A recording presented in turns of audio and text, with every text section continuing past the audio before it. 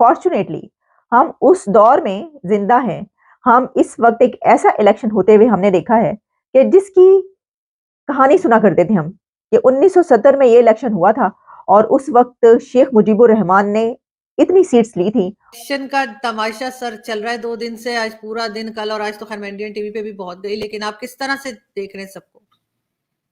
आरजू, ये एक horror movie का चैप्टर नंबर 2 है इसका। यानी कि वो लेवल प्लेइंग फील्ड जो उनको नहीं मिली, अब उनके रिजल्ट्स को बाकियों के बराबर या उनसे कम लाने की कोशिश की जा रही है। तो देखें, ये तो हमें पहले ही पता था। ये इंडिपेंडेंट है वो, और उनकी बोलियां लगेंगी, और बोलियां और जो जानवर खरीदने वाले वो भी लाहौर पहुंच चुके हैं, जिसको हॉर्स ट्रेडिंग कहते हैं। मैं वैसे कह रहा हूं उसको, क्योंकि हॉर्स के साथ या बकरे के साथ उसकी तशबीह है।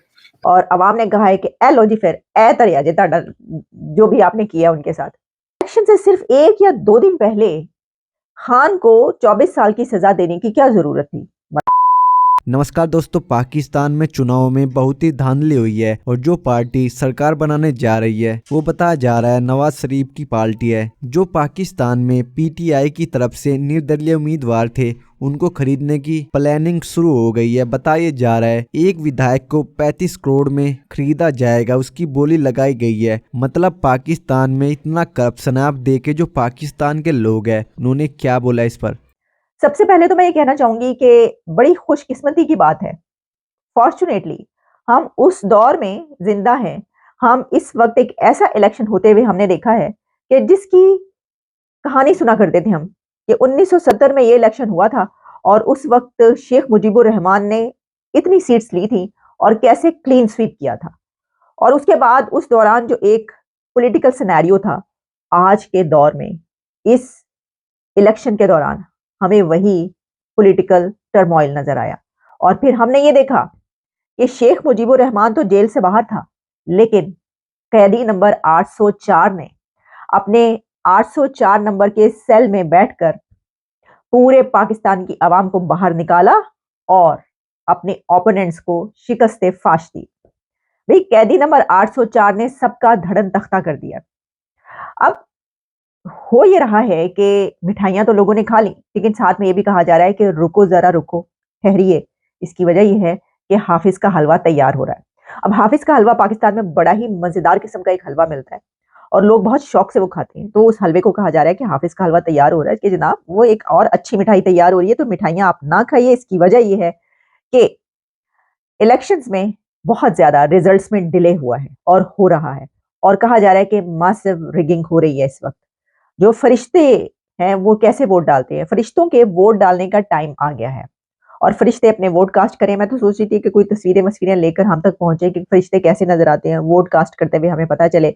लेकिन जो पीटीआई है उसकी तरफ से कहा जा रहा है कि अब उनको हराने की, उनके वो तमाम रिजल्ट्स के जिसमें वो जीत चुके हैं उसको अब लेवल प्लेइंग फील्ड पर लाने की कोशिश की जा रही है। यानी कि वो लेवल प्लेइंग फील्ड जो उनको नहीं मिली, अब उनके रिजल्ट्स को बाकियों के बराबर या उनसे कम लाने की कोशिश की जा रही है।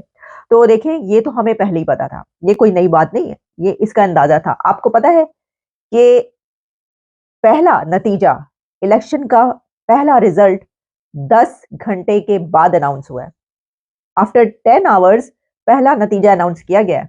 ऑफिशियली हम बात कर रहे हैं। और हुआ कुछ यूं कि ये जो एक फजा बनी कि इमरान खान की पार्टी तो खैर नहीं, इंडिपेंडेंट्स, अब तो जो इंडिपेंडेंट्स सबके सब जीत रहे हैं, वो इंडिपेंडेंट्स इसलिए कहला रहे हैं कि खान की पार्टी को तो निशान ही नहीं मिला बल्ला।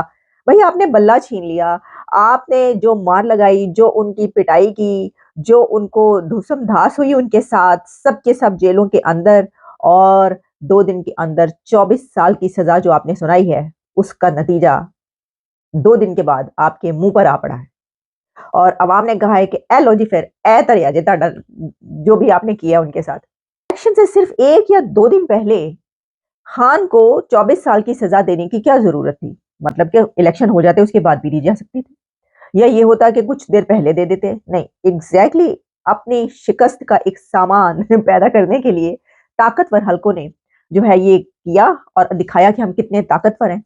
तो आगे से फिर अवाम ने बताया कि अवाम की ताकत के सामने कोई नहीं ठहरता सर, कोई नहीं ठहर सकता। ये जो है ना, समंदर के बंद उन्होंने खोल दिए, दरियाओं के बंद नहीं टूटे, ये समंदरों के बंद टूटे हैं। अच्छा जनाब, अब हुआ कुछ यूं कि जो नवाज शरीफ थे, वो जिस वक्त ये रिजल्ट्स आने शुरू हुए, यानी ऑफिशियली हम बात नहीं कर रहे, वो तो पहला जो रिजल्ट है वो 10 घंटे के बाद आया।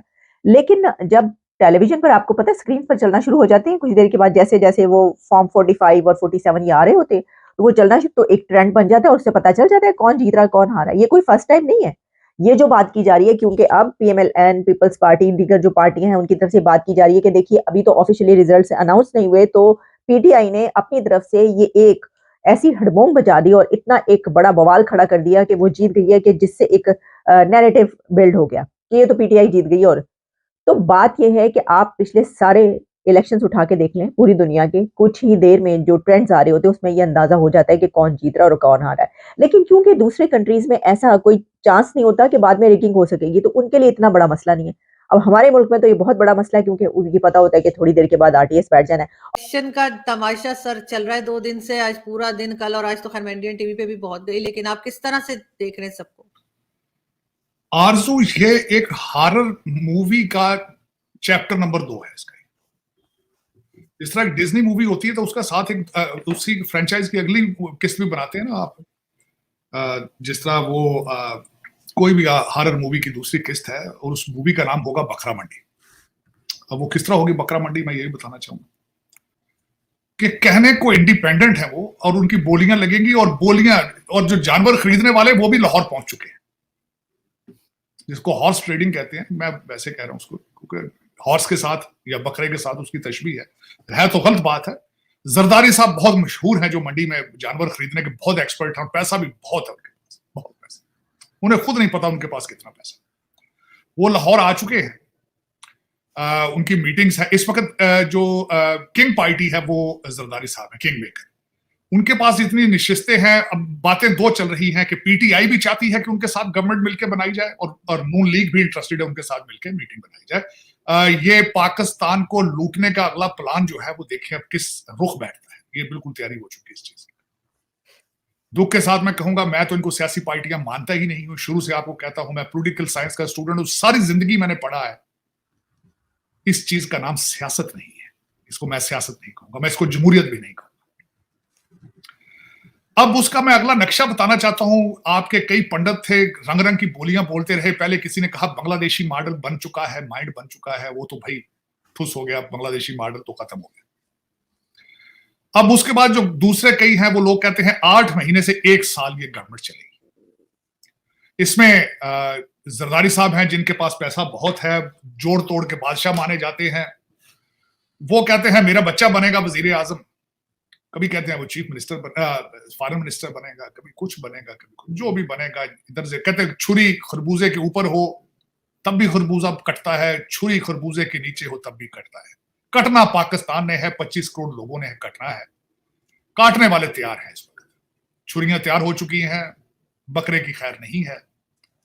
प्रॉपर्टियों में लंदन और दुबई में हिलजुल शुरू हो चुकी है। वहां जो एजेंट वहां बैठे हैं उन्होंने कालें करनी शुरू कर दी है कि भाई आईएमएफ की अगली किस्त जो है उसमें हिस्सा होगा दुबई का और लंदन का।